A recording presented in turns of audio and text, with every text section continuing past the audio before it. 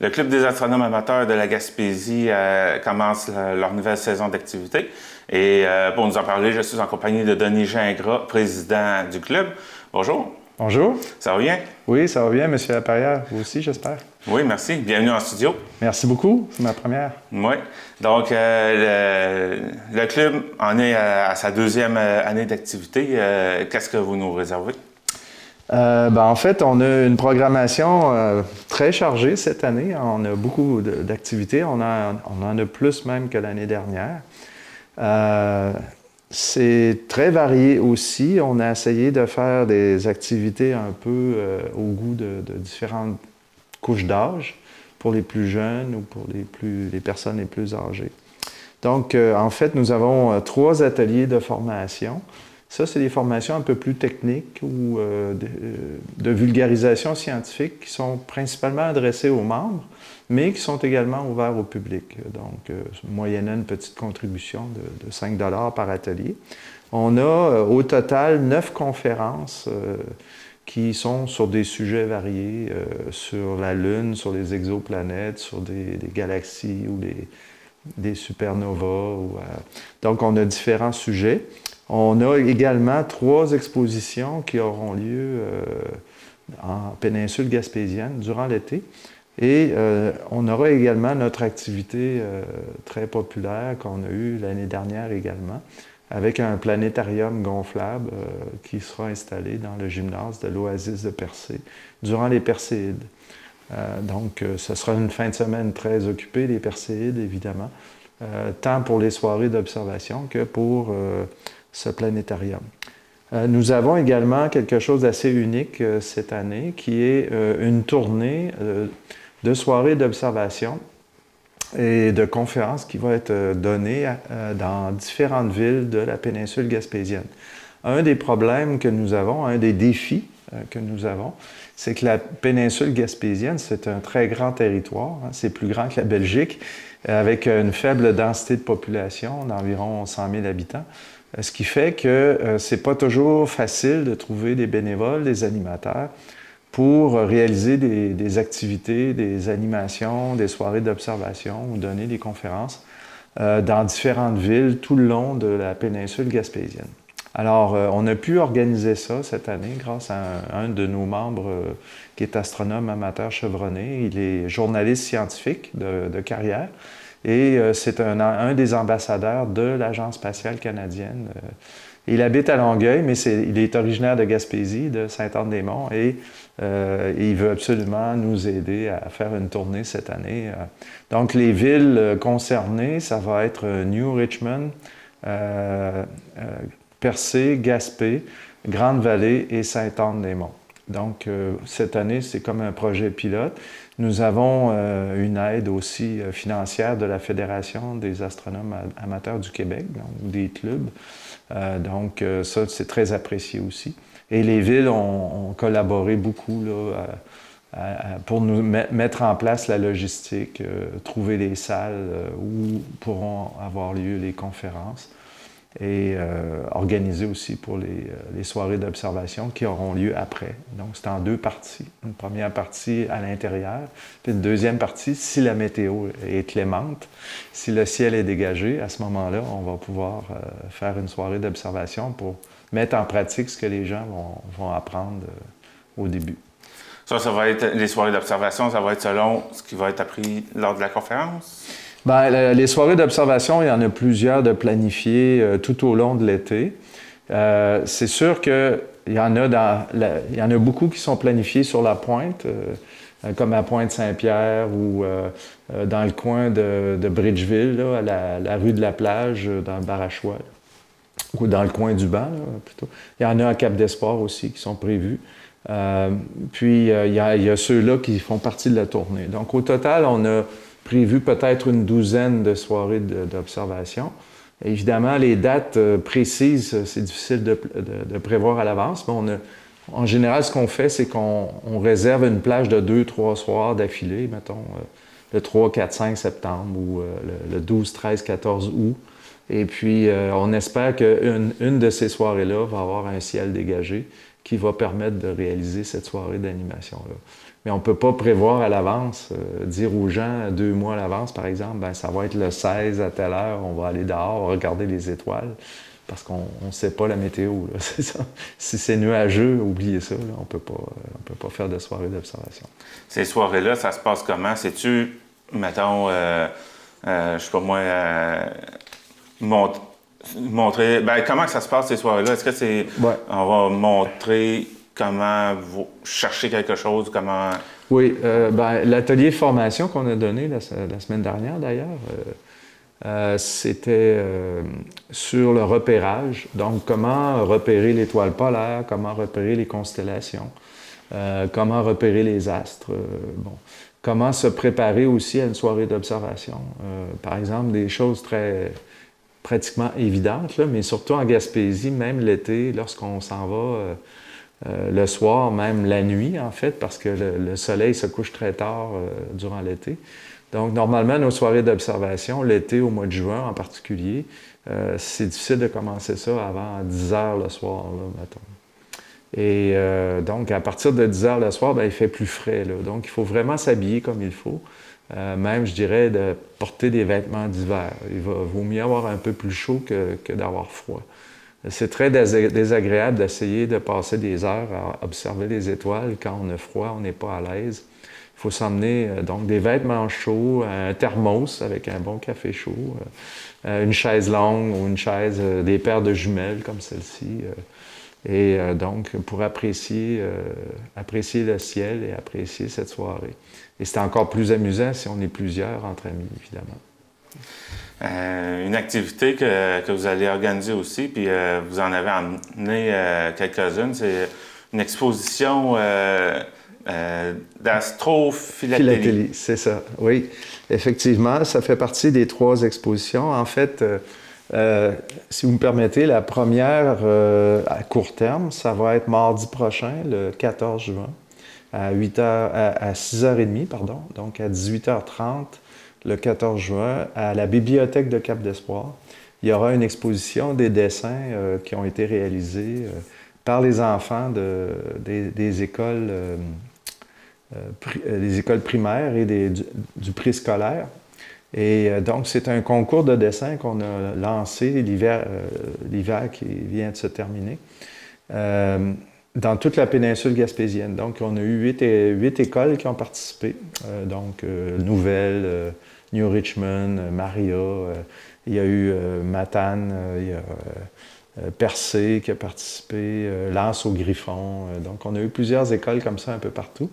Et on a rassemblé les dessins. Et là, on fait une exposition itinérante.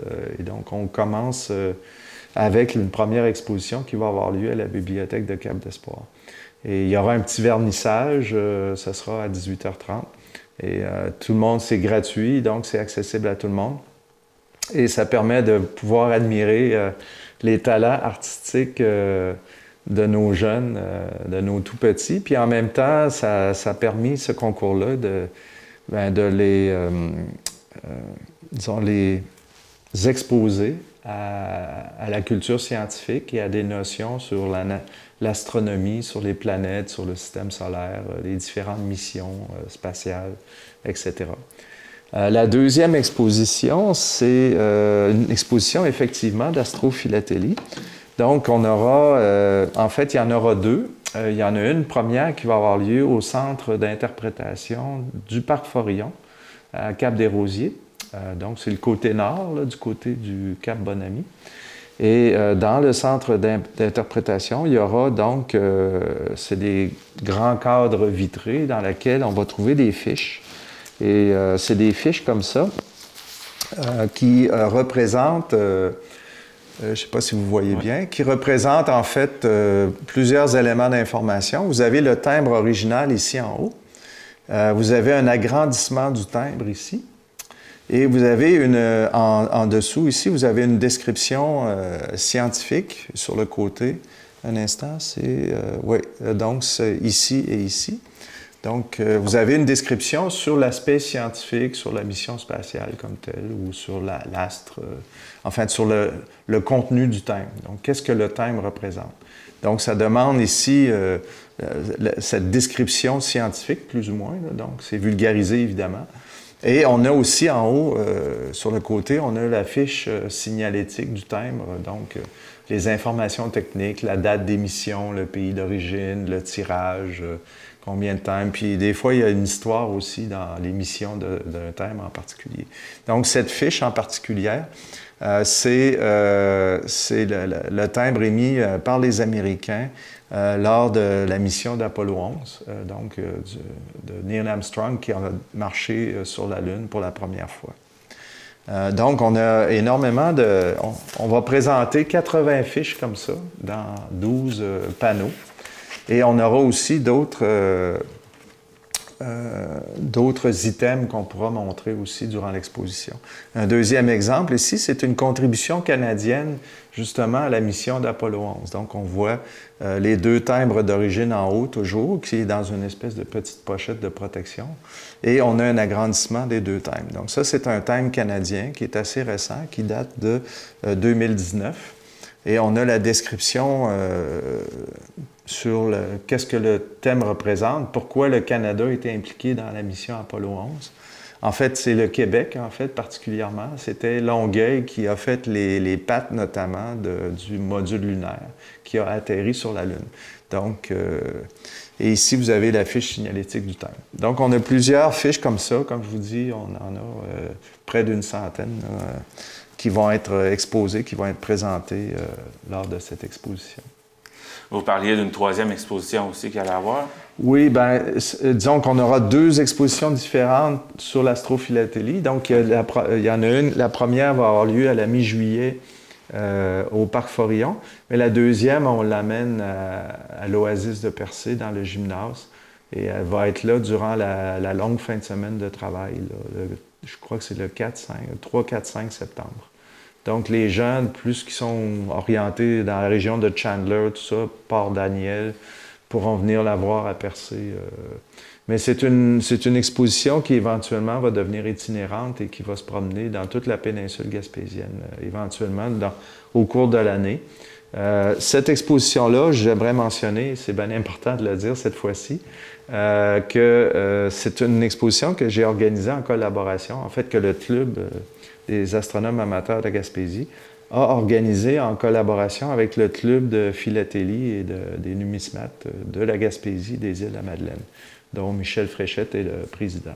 Donc, c'est une idée conjointe qu'on a eue à un moment donné en se rencontrant, de faire un projet comme ça. Et donc, on y travaille depuis l'année dernière, en fait. L'idée de faire une exposition de ce genre-là a germé au début de l'automne 2021. Vous avez parlé de 3 formations. Ça va parler de quoi, ces formations-là?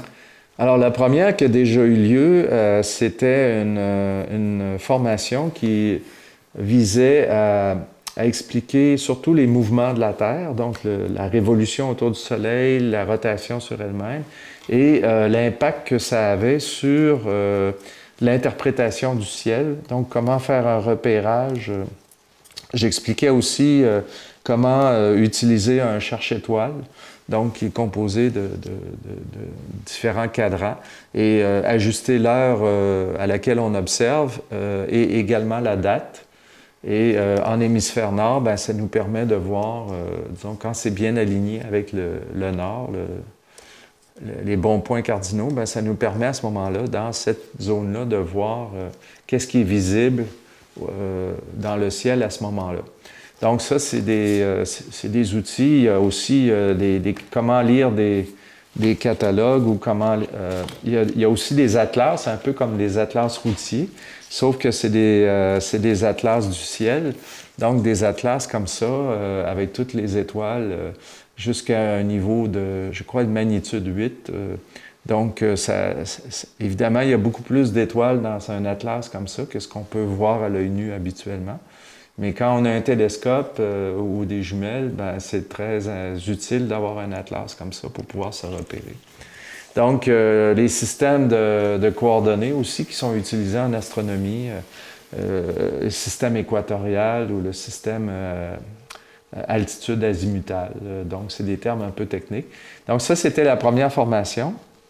La deuxième formation, ce sera sur les télescopes. Donc, les différents formats, j'en ai montré un petit ici. Ça, c'est un un télescope Newton, de type Newton. Donc, c'est un tube avec des miroirs. Donc, on a un miroir principal et on a un miroir secondaire, mais qui est incliné de 45 degrés. Et sur le côté, on a l'oculaire, donc dans lequel on va regarder avec notre œil. Donc, les télescopes, en général, sont faits avec des miroirs, alors que des lunettes, comme les jumelles, par exemple, c'est deux lunettes en parallèle, sont construites essentiellement avec des lentilles de verre et non pas avec des miroirs. Donc, il y a deux grandes familles de télescopes. Il y a ce qu'on appelle les réfracteurs et puis les réflecteurs. Les réfracteurs et les réflecteurs. Puis donc, je donne beaucoup de détails sur, il y a plein de catégories ou de types de télescopes, c'est quoi leur performance, c'est quoi leurs caractéristiques, etc. Et la troisième formation, ça va être un peu une suite, c'est au niveau des accessoires et au niveau des oculaires. Alors, comment choisir son oculaire en fonction du facteur de grossissement qu'on veut avoir? Est-ce qu'on veut avoir une vision binoculaire ou monoculaire? Il y a deux standards au niveau des oculaires, à 1,25 pouces et à 2 pouces. Donc, il y a au niveau des filtres utilisés, donc dépendamment de ce qu'on observe. Par exemple, si on observe la Lune, ben, il y a certains filtres qu'on est mieux d'utiliser pour avoir une meilleure vue, pour éviter notamment l'éblouissement, hein, parce que la Lune, dans un télescope, c'est très, très lumineux. C'est très aveuglant. Donc, c'est ça, c'est des formations un peu plus techniques sur l'instrumentation, mais aussi sur les objets célestes qu'on peut voir. Donc, ça peut être les planètes. Là, pas samedi, mais dimanche prochain, à l'Oasis de Percé, dimanche soir de 19h à 21h, je vais donner une conférence sur la Lune. Donc, comment observer la Lune, quoi observer, les chaînes de montagnes, les cratères, les mers, mais aussi de comprendre le mouvement de la Lune. Bon, il y a les phases lunaires, on les connaît, les gens sont habitués à connaître un peu les phases lunaires, l'influence de la Lune sur les marées. Hein. Par contre, il y a beaucoup de choses que la plupart des gens sont peut-être moins familiers. Par exemple, avec les librations de la Lune. Donc, c'est quoi une libration? Donc, c'est quelque chose qui n'est pas nécessairement très courant. Mais en fait, c'est un mouvement d'aller et vient. En fait, c'est que le diamètre de la Lune va varier en fonction du temps. Mais les librations, c'est des mouvements apparents qui se produisent sur une période d'un mois. Donc, sur un cycle complet, une révolution. Et j'explique aussi, par exemple, pourquoi il y a une face cachée, pourquoi on n'est pas capable de voir les deux côtés de la Lune. Donc, c'est à cause de la synchronicité entre la révolution et la rotation de la Lune. Puis ça, c'est causé par l'eau qu'il y a sur la Terre, en fait, l'inertie des océans. Donc, ça, c'est un peu le genre d'ateliers et de conférences didactiques qu'on fait. La mission du club, c'est vraiment un organisme sans but lucratif, puis on vise à promouvoir la vulgarisation scientifique et à fournir à la communauté gaspésienne des activités qui permettent, surtout aux jeunes notamment, à s'initier aux sciences et à découvrir des choses vraiment extraordinaires. Surtout qu'en Gaspésie, on a une qualité de ciel assez incroyable. Et c'est très important de pouvoir en profiter et puis de pouvoir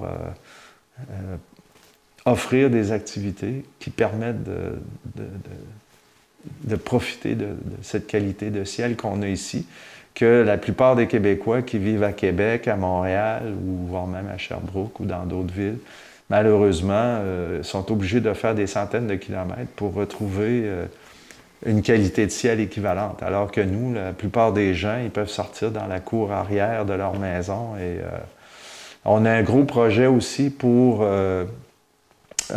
mettre en place une réserve de ciel étoilé accréditée internationale. Donc là, actuellement, on est en train de finaliser des pourparlers avec le Parc Forillon, mais on veut aussi impliquer les municipalités de la Pointe, notamment Gaspé et Percé, et la CEPAC éventuellement. Mais l'idée, ce serait sur la pointe gaspésienne, d'arriver avec un territoire qui convient à tout le monde, puis qui pourrait être considéré comme une réserve de ciel étoilé. Et donc, avec des politiques qui seraient mises en place pour minimiser la pollution lumineuse. Ça s'est fait, un des premiers dossiers, une des premières accréditations internationales qui a eu lieu au monde, ça a été le Mont Mégantic au Québec. Donc, on a de quoi être très fiers. Mais depuis quelques années, il y a d'autres régions comme à Baie-Saint-Paul ou en Abitibi ou ailleurs où on est en train de mettre en place d'autres réserves de ciel étoilé. Et donc, ça serait important pour la Gaspésie également de suivre le pas et d'essayer surtout de protéger son ciel. C'est très important. Eh bien, il y a une belle programmation pendant l'été qui s'en vient pour vous autres, pour le club. Quelque chose qu'on pourrait rajouter à ça? Peut-être au niveau de ceux et celles qui s'intéressent à l'astronomie, à l'exploration spatiale, qui aimeraient devenir membres. Nous avons un site web, nous avons une page Facebook. Sur la page d'accueil du site web, notamment, vous allez trouver des formulaires qui vous permettent facilement de vous inscrire. Le coût est de 35 $ par année pour les membres individuels et 40 $ pour les membres familiaux. Mais l'avantage, c'est que toutes les activités sont gratuites pour les membres. Donc, si on calcule qu'il y a plus d'une vingtaine d'activités et que ça coûte 35 $ pour un individu, ça ne revient pas cher l'activité. Le but qu'on a, étant donné qu'on est un organisme sans but lucratif, le but, c'est vraiment d'offrir ces services-là, mais pas nécessairement de faire beaucoup d'argent. Mais c'est sûr qu'on a besoin aussi, ça c'est un autre message que je voudrais passer, c'est que, évidemment, un club comme ça, avec autant d'activités, ça demande un coup de main, ça demande des bénévoles, ça demande une collaboration de la population. Et donc, j'invite tous ceux et celles qui auraient un peu de temps libre, qui aimeraient s'impliquer dans le club pour nous donner un coup de main, que ce soit sur le conseil d'administration ou que ce soit pour l'organisation et la réalisation des activités. J'aimerais beaucoup, on est preneur, on a besoin d'aide pour que ça fonctionne. On a déjà eu un petit peu d'aide, là, puis j'apprécie beaucoup, notamment, par exemple, pour l'exposition, pour les dessins des enfants. Là, on fait ça en collaboration avec la bibliothèque de Cap d'Espoir. Et la bibliothèque de Cap d'Espoir, c'est des bénévoles aussi, là, et puis ils nous donnent un coup de main là, pour organiser ce vernissage et cette exposition-là. Je les remercie d'ailleurs. La ville de Percé aussi a été très... je dirais, nous a aidé énormément depuis la fondation du club. On a été incorporé en janvier 2021. Et la ville de Percé nous a aidés tout au long de notre cheminement l'année dernière. Ils nous ont octroyé une aide financière. On espère que ça va marcher encore cette année. Alors, c'est ça. Donc, pour l'instant, on a une expansion du club. Ça va très bien. Et il y avait vraiment un besoin en Gaspésie parce qu'on a fait beaucoup... Ah oui, c'est vrai, j'en ai pas parlé, mais on a fait beaucoup de demandes d'animation. Donc, on a fait des soirées d'observation pour le cégep de Gaspé. On en a fait 3. Au mois d'avril et début mai. Là, début juillet, j'ai une animation à faire dans un camp des débrouillards à Gaspé. Puis il y a eu d'autres demandes qui nous ont été formulées là, par le corps des cadets, par exemple, ou il y a aussi des commissions scolaires avec qui on travaille des fois. Mais c'est ça, donc il y a des besoins. C'est clair que les gens s'intéressent à ça et tant mieux, c'est tout à l'honneur des Gaspésiens. Eh bien, Denis Gingras, président du Club des astronomes amateurs de la Gaspésie, merci d'être passé nous voir en studio et merci à vous. Je vous souhaite un bel été d'observation. Merci beaucoup, M. Lapérière. OK. Hein, on partira à la deuxième. Ouf. Je parle pas trop, j'ai beaucoup de choses à dire.